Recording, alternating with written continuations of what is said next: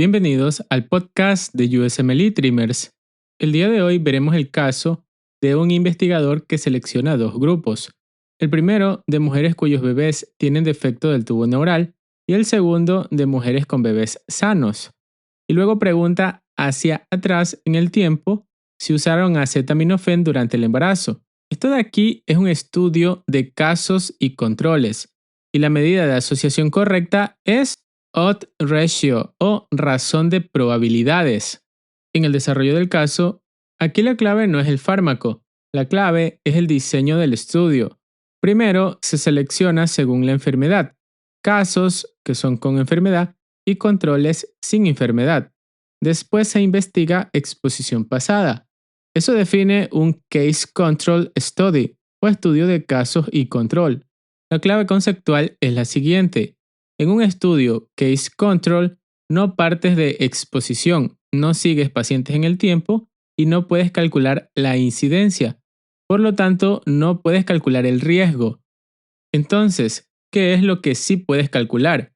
Puedes calcular la probabilidad relativa de exposición. Eso se llama odds ratio o razón de probabilidades. La fórmula es la siguiente.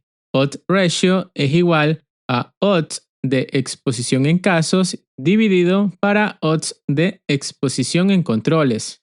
Si hacemos la tabla clásica, va de la siguiente manera.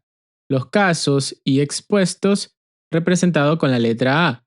Los casos no expuestos representado con la letra B. Los controles expuestos representado con la letra C. Y los controles no expuestos representado con la letra D. Entonces, la fórmula quedaría así.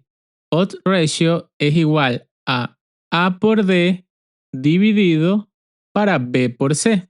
En la temporalidad de diferentes diseños de estudio, tenemos case control o caso control, donde empiezas en el presente con la enfermedad y vas hacia el pasado. Aquí comparas frecuencia de exposición y la medida es odds ratio. En el tipo de estudio de cohorte prospectiva, empiezas con la exposición y sigues hacia el futuro, y la medida es relative risk o riesgo relativo. En el tipo de estudio de cohorte retrospectiva, usas registros del pasado, pero sigues la lógica de exposición que nos da enfermedad. También puedes calcular con el relative risk. El tipo de estudio cross-sectional o transversal, en este estudio todo ocurre en un solo momento y mide la prevalencia, y su medida es prevalence ratio o razón de prevalencia. En el tipo de estudio clinical trial o ensayo clínico, este tipo de estudio es con intervención directa y también usamos relative risk. En la interpretación clínica, el odds ratio responde a esta pregunta. ¿Qué tan probable es que los casos hayan estado expuestos comparado con los controles? Y esto de aquí es muy importante, así que presta atención.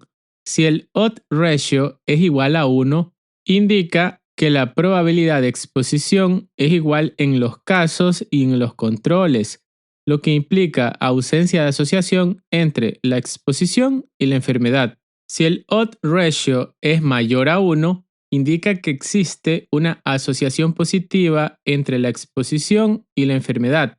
Es decir, la exposición se asocia con un mayor riesgo de desarrollar la enfermedad.